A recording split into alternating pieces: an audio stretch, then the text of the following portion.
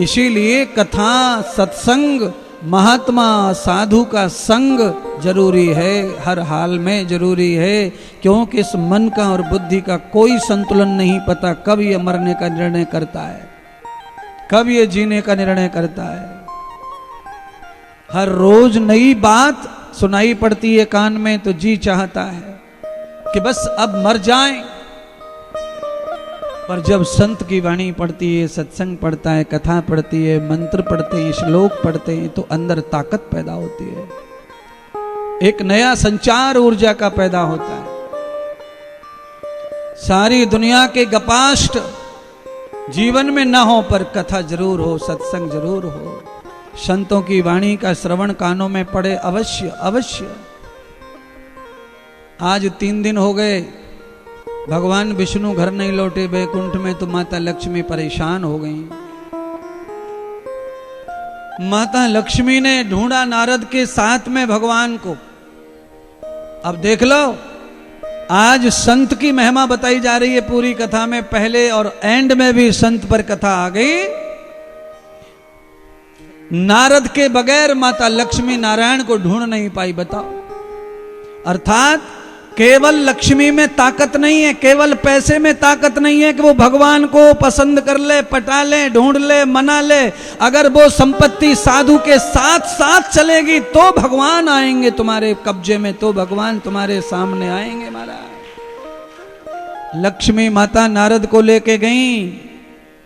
नारद ने खोज की नारायण की, वो तो वहां बैठे। अरे मैया, भगवान तो चौकीदार बन के राजा बलि के घर पे नौकरी कर रहे हैं। भक्तों के लिए भगवान कुछ भी करते हैं। सुखदेव राजा परीक्षित को कहने लगे, राजन आज लक्ष्मी भी स्वयं चल करके राजा बलि के घर पहुंच गई। अब आप लक्ष्मी ऐसे नहीं पहुंच गई, केवल भगवान को पाने नहीं गई लक्ष्मी, ये ध्यान रखना। लक्ष्मी राजा बलि के घर स्वयं चल के गई। क्यों गई? क्योंकि राजा बलि ने इतना दान, इतना दान, इतना दान किया था अपने जीवन में, उसके फल स्वरूप लक्ष्मी ढूंढते ढूंढते राजा बलि को चली गई भगवान के बहाने। ऐसे ही जो पिछले जन्मों में दान, पुण्य, कथा, यज्ञ, धर्मशाला बना जाते हैं, मर जाते हैं, वो बहाने से उनको धन प्राप्त होता है। बहाना क्या? हमने फैक्ट्री डाली थी छोटी सी, गुरुजी आपकी कृपा से बड़ी सफल हो गई। हमारी कृपा से हुई तो नहीं, पता नहीं, पर तुम्हारे पिछले जन्मों के पुण्य से सफल हुई है वो फैक्ट्री। तुम्हें धन ही धन, धन ही धन कर दिया उसने।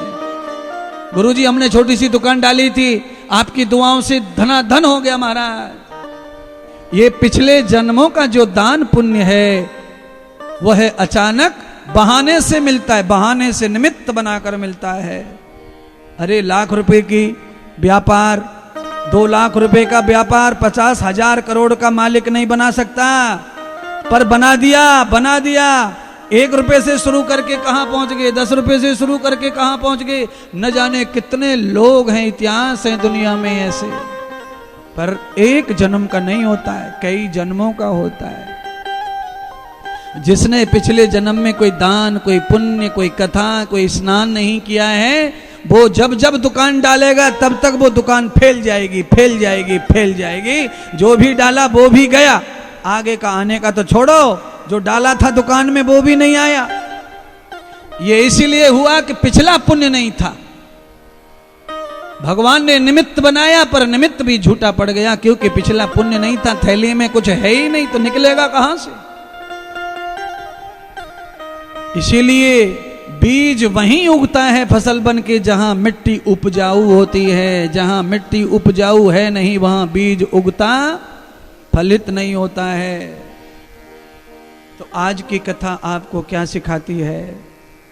आज की कथा सिखाती है कि आप मिट्टी लेकर जाओ बाजार में और सोने के भाव बिक जाए वो मिट्टी, तो ये समझना पिछले जन्म की कथा का, यजमान बनने का, यज्ञ करने का, वृंदावन में परिक्रमा, दान, भूखों को खिलाने का फल प्राप्त हो रहा है। मिट्टी सोना बन गई।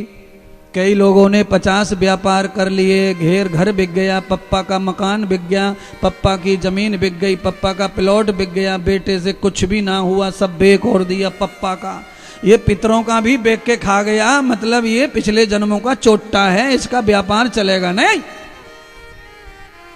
ये सबका चुरा चुरा के खा खा के जान टाइम पास करके आया है। अब ये कुछ भी बढ़ाने की सोचेगा, डूबेगा डूबेगा डूबेगा। और जो दूसरों को खिला के पिला के स्थान बना के धर्मशाला मंदिर बना के आया है, इसका तो भैया एक डालेगा 100 निकालेगा वाला काम है। ऐसा ही संसार में आपको भी देखने को मिलता है कि उसने छोटा शुरू किया था, बड़ा हो गया। कई जन्मों का प्रारब्ध बड़ा बनाता है आदमी को। असफलताएं आदमी के कर्म में हैं और सफलताएं उसके कर्म के साथ उसके प्रारब्ध में हैं। सफलताओं में आपका भाग्य और पिछला जन्म भी सहयोगी होता है। खाली डिब्बे को कितना भरोगे? इसीलिए आप जब जब वृंदावन आ जाते हैं, आपसे जितना भी हो बनता है, आप थोड़ा भी सेवा करते हो राधा किशोरी सेवा धाम में, चाहे जो भी निमित्त बांधकर कर देते हो। आप और कहीं जाते हो, काशी जाते हो, हरिद्वार जाते हो, उज्जैन जाते हो, जो भी आपसे हो जाता है वो परमार्थ सेवा कर देते हो। आप अपने दरवाजे के बाहर आते हो, दरवाजे के बाहर जो भी आपको प्राप्त हो जाता है, दीन दुखी, उसकी सहायता कर देते हो। ये सारी चीजें आपके लिए बैलेंस बैंक में हो रही हैं। आप बिल्कुल खतरे से मुक्त हो। ये सब कुछ आपका है, आपको ही मिलेगा। आज केवल दिख रहा है कि हम कर रहे हैं दूसरे की सेवा, पर ये सेवा हम नहीं कर रहे किसी की, ये हम अपनी सेवा करवाने का प्रावधान खड़ा कर रहे हैं, नियोजन खड़ा कर रहे हैं। धीरे धीरे थोड़ा थोड़ा जितना बने उतना करो। सांसें रुक जाएंगी, सब यहीं पड़ा रह जाएगा। अपने हाथों से जितना अच्छा हो जाए उतना अच्छा करते चलना है। सही 10 बजे हम लोग दोबारा से यहाँ उपस्थित होंगे, सभी लोग खा के पी के नहा के धो के भगवान के कार्यक्रम में। और भगवान की जो पावन कथा मुझे अभी करनी चाहिए थी, वो कथा हम शाम को 10 बजे सुनाएंगे आपको। थोड़ी सी राम कथा सुनाएंगे, फिर भगवान के जन्मोत्सव की कथा सुनाएंगे। आप वृंदावन आए हैं तो पूरा नीति से नियम से भगवान का बर्थडे करेंगे साक्षात, और आपको आनंद देंगे। आप सब लोग जो है अभी समय पर अपने कार्यों से निवृत्त हों। लंबा समय है 10 बजे का, और कथा संस्कार पर आज जो है लाइव होगी रात में। सारा उत्सव जो है संस्कार टीवी पर प्रसारण होगा। आप सब लोग जो है उसका घर बैठे भी आनंद ले पाएंगे। आज का पावन झूला महोत्सव, नंद महोत्सव, भगवान श्री नंद गोपाल का अभिषेक अब यहाँ शाम के समय यहाँ किया जाएगा मुहूर्त के अनुसार। जो भी उसमें जुड़ेंगे या जुड़ना चाहते हैं या जुड़ चुके हैं, वो सब जो है सम्मिलित हो जाएं। और उस पावन घड़ी का इंतजार साल भर से कर रहे थे, आज वो घड़ी संपन्न हो रही है। अब जो है आप ज़्यादा इधर उधर नहीं जाना। आज भगवान का बर्थडे सही से मनाना है, और कल फिर दर्शन के लिए जहाँ जाना है वो चले जाना। आज शाम को थोड़ा सा अपने आप को ब्रेक रखो, थोड़ा सा कीर्तन भजन नाम स्मरण थोड़ा चलने दो। 2-4 घंटे एक्स्ट्रा भजन करो, जिससे और एनर्जी पॉजिटिव हो जाए, भगवान का उत्सव और मस्त और स्वस्थ हो जाए।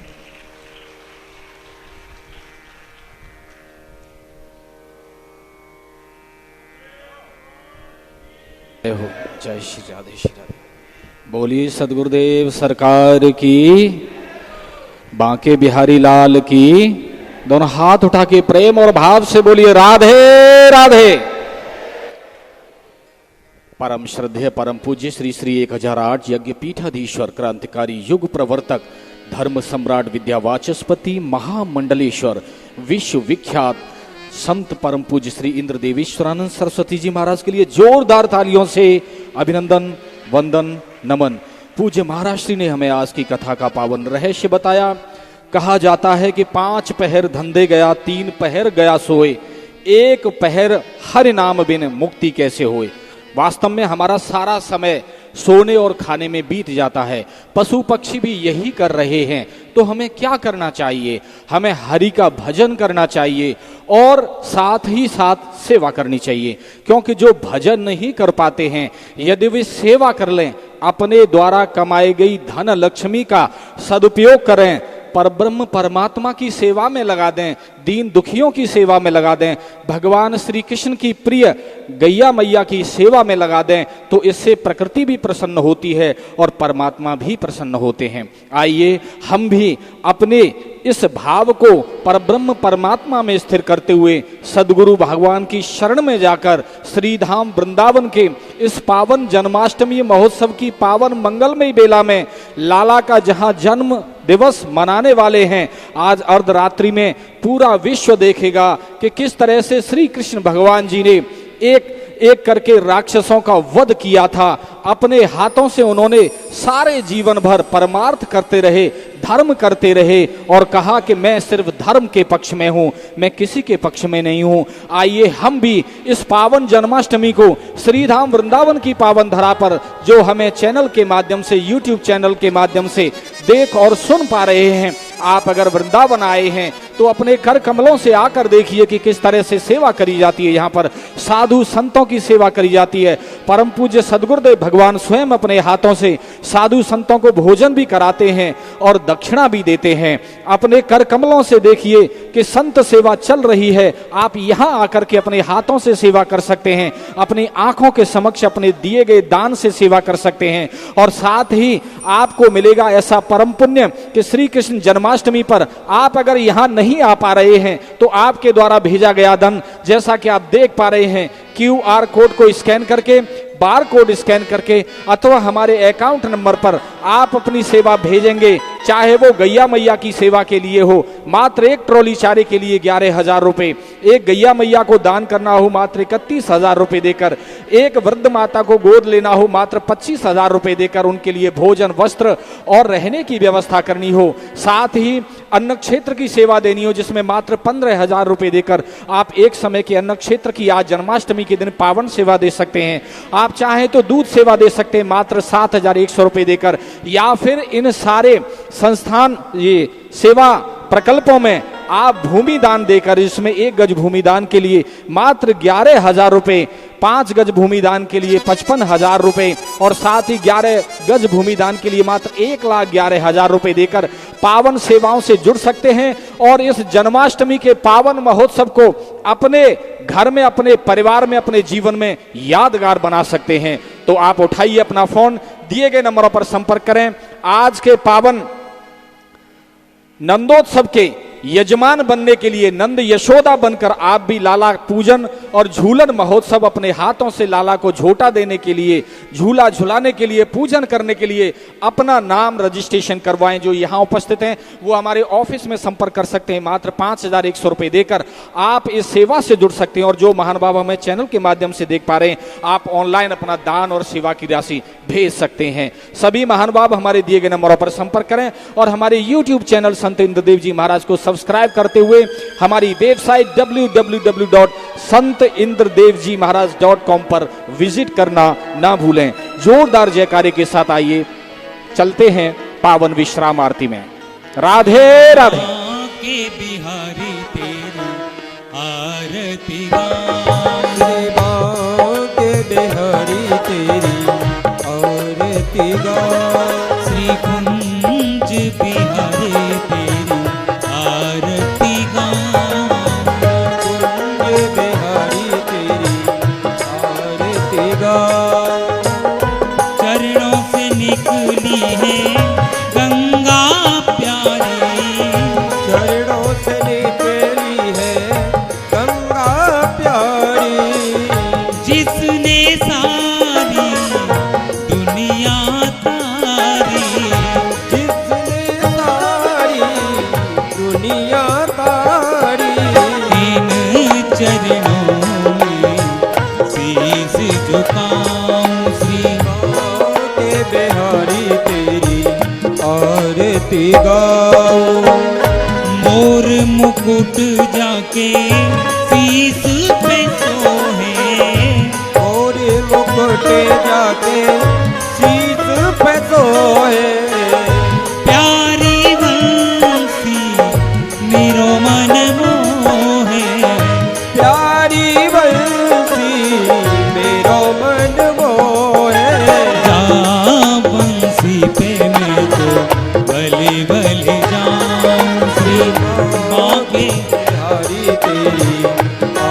आरती गाऊं।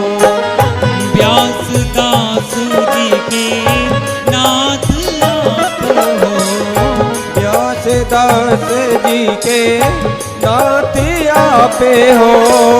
सुख दुख जीवन प्यारे